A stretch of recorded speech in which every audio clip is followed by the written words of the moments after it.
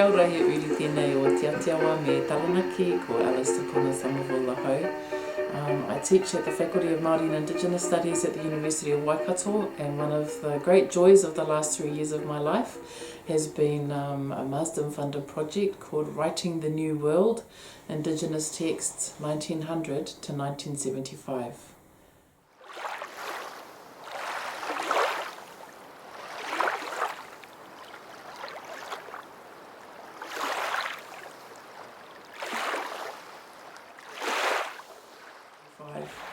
The project spends time going all around the region, 1900 to 1975, a period that we actually don't know that much about. We spend a lot of time talking about kind of first adventures and connections with Europeans coming into the region, and we talk about more recent things, but particularly in the area of writing and literary studies, which is my own background. It's kind of like what really happened between the end of the kind of contact colonial period and Albert Wendt, like what happened in that time in between. Writing the New World has brought together 16 different Indigenous researchers from all around the region with really different backgrounds and different perspectives and different skills. And the podcast is intended to feature their views, their ideas, their experiences, so that you also can have an opportunity to connect with this writing, but also with the region that it comes from. The whole concept of the podcast is so much that happens at universities, really are things that people beyond the university might be interested in hearing about. We're interested in celebrating the writing from this time period, but also celebrating the work of the amazing researchers that have worked on the project. And so we are hopeful that members of their communities and the members of the communities that produce this writing in the first place would find these podcasts to be interesting, and maybe would have them ask some questions and feel interested in knowing a bit more about the writing of their own communities. In order to contribute to the New Zealand Pacific and Māori Language Weeks, in 2020 a special issue of the podcast is being launched with each of those language weeks, featuring people from those language communities speaking about their research in that language. Each episode of the podcast is going to be hosted by the doctoral student Wanda Yeremia Allen. Kia rana! Today's podcast features Dr Jesse and Stacey Kokaua, who are delving into the Hocken Collection at the University of Otago. Stacey and Papa Jesse are looking and engaging with Cook Islands writing stored in these archives. Enjoy! Kia ora nā koutou katoa, tōku ingoa ko Stacey, ko Dr Jesse Kokaua, tōku pāpā. Kia rana. Teiko nei maua te uari tauka o Hakena, no te kārangaranga i te tātā anga, i te reo Māori Kuki Airani. Kia rana. Ei akamata i te tuatua. No ea mai koe. No roto mai au i te ua o ngā kokoua, i roto i te oere nikau i Rarotonga, i nāra kua anau ia au ki Aotearoa nei, ina o ana au ki Parehaumia. Kia ora na koutou katoa, taku ingoa ko Stacey, ko Dr Jesse Kokaua, tōku pāpā, teiko nei maua i te uare tauka o Hakena, and we're just talking about some of the research I've done recently. Ea a tāau, ea ana rāwe no runga i te tata ana i te ao o. Writing the New World. Ai. Kua aere atu au i te atoro i te uare tauka o Hakena. No te kimikimi i tētai o newspaper, te tātā i te au tāunga Māori no te Kuki Airani mai. Did you know about this writing previously? So no, I was brought onto this project called Writing the New World with Alice Tipuma Somerville and at Waikato University. And I knew of the Cook Islands News, but I never knew there were other Cook Islands publications, let alone that they were in the Hocken Collections. Who were some of the Māori writers? So of this particular publication, this is called the Cook Islands Review. So as you can see, they kind of went through a lot of different changes, this being the first issue and this being the last, when we see a transition to a more tourism-based publication. But there was a really great contributor who was really concerned with the use of Māori in this publication, because as you can see, they were primarily concerned with bridging the gap initially. And they were trying to use as much Māori as they could, but some readers weren't happy. And so a lot of contributors started off writing letters to the editor, and then it kind of went from there.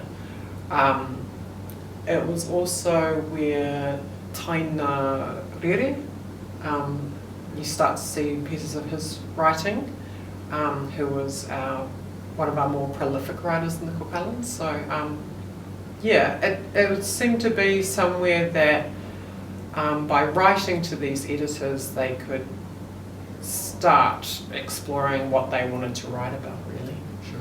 Yeah. So Taira Rere was quite prolific. Were there other quite prolific writers there?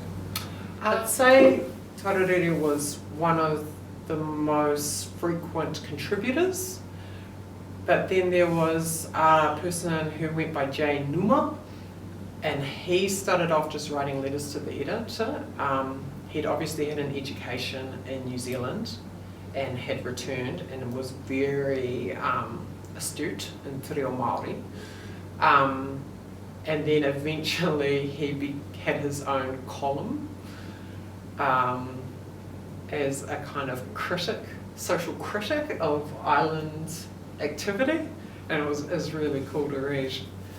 Yeah, I'd say they were the two biggest contributors, apart from maybe there was some cultural content that was... So was criticism about language or started off with language. Yeah, it started off with language. It was also things like colonialism, how the colonial administrators were operating within the island, also a critique of how Cook Islanders themselves worked, interacted. Yeah, it was really interesting. And where was it published or circulated? So in the Cook Islands, the only print press was in Rarotonga, and it was run by the New Zealand Colonial Administration. So the only way that Cook Islanders could publish any type of writing was if they had connections to New Zealand, or if they could convince the editors of these papers that they were worth publishing. So we always talk about how there wasn't much Indigenous Cook Island writers at this time, but I don't think that was for want of trying. It was just that it was really difficult to disseminate your ideas. Probably also the fact that, you know, we're oral communicators traditionally, but also it was basically a whole lot of papa'a gatekeepers who chose who was going to get published and who wasn't. Yeah. What other publications were there at that time? So when the review started, I don't think there was much else aside from anthropological works. So the Cook Islands News came later, but And that was, I think the Cook Islands News started around the time of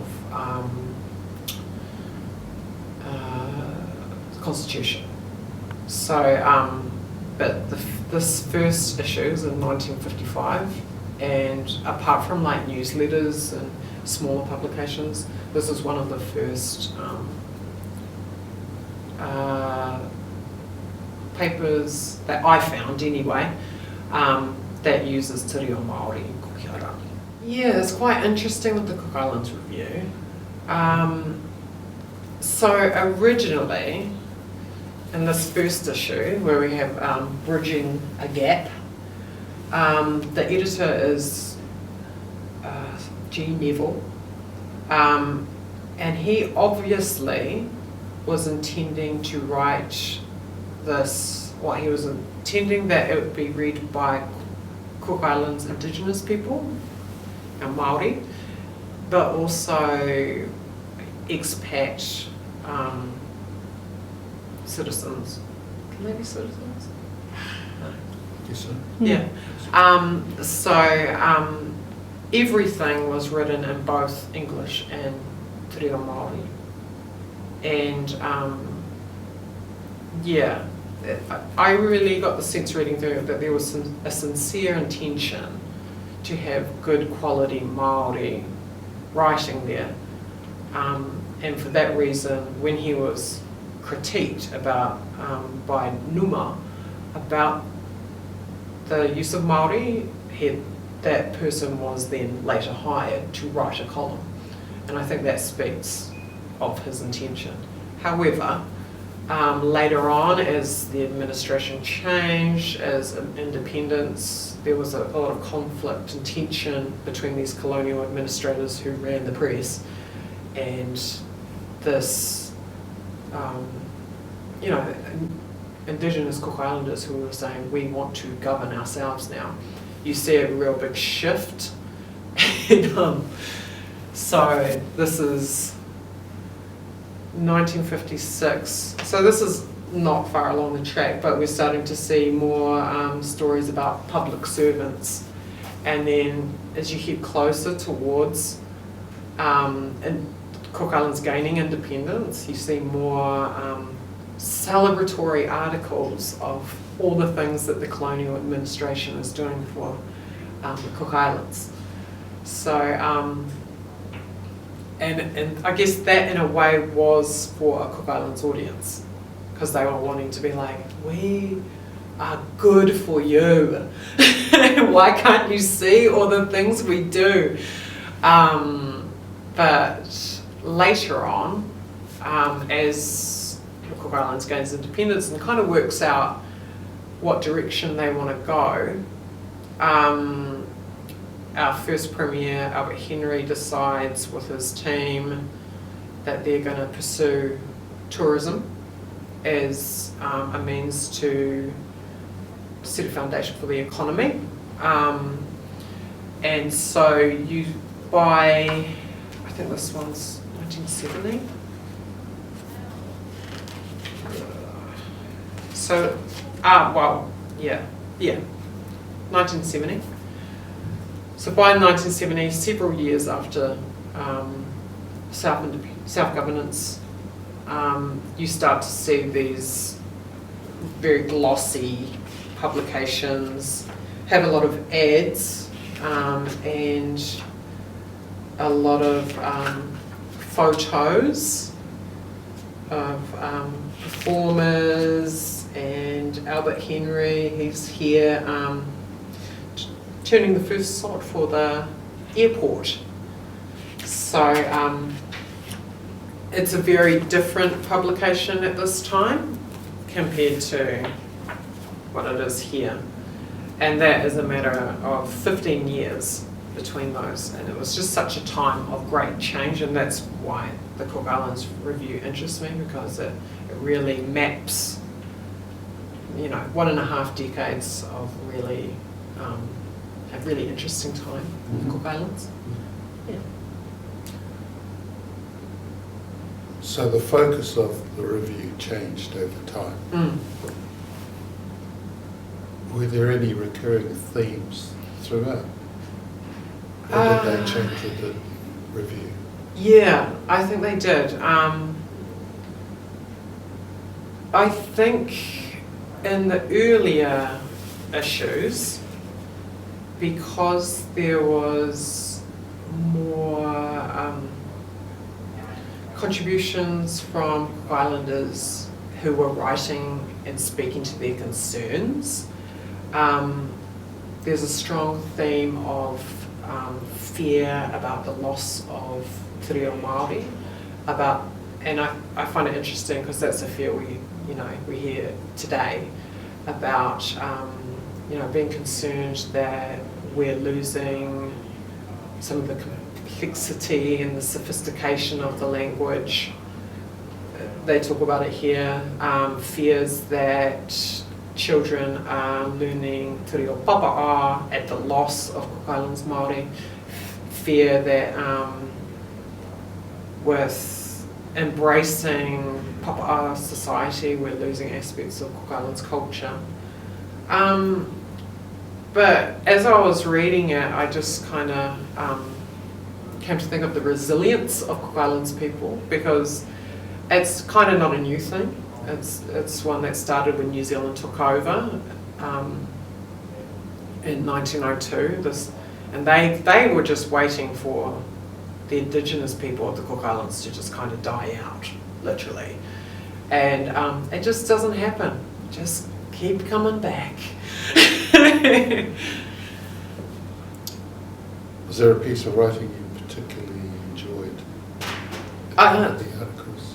I really enjoyed everything by Newman because he's so candid and sincere in his criticism. He writes not worrying about how people are gonna respond. Let's go over here. As Indigenous researchers, we're encouraged to leave work for other Indigenous scholars to undertake and leave trails to help them along the way. Do you have any advice for future Indigenous scholars wanting to engage with your research? What direction would you like to point future scholars to? I think the primary thing is the fact that my te reo Māori Kuki Airani is very rudimentary. I knew what I was reading, but it took me a long time. The best thing would be someone who is fluent to come through, because there's so much here in the Hocken Collections. I would argue there's more here than there probably is in the Cook Islands. And that is not to say we don't value our archives, but it's just the fact that this place is hugely resourced in comparison. It's very cold here in Dunedin, so we have really good conditions for preserving documents. But yeah, someone with a good grasp of te reo Māori Kuki Airani could come here and really get a huge perspective of what was happening in the Cook Islands, 1900 through to now. And I think it presents a really interesting opportunity and for researchers, but also for Cook Islanders to learn about ourselves and about our history. Because I know personally I learned so much Māori, but I also learned about all the things that happened in this quite complex relationship between New Zealand and the Cook Islands. Yeah, but my key recommendation is Māori speaker to go through. Quite a hidden treasure. Yes, definitely. Good. Okay. Meitaki. Meitaki maata.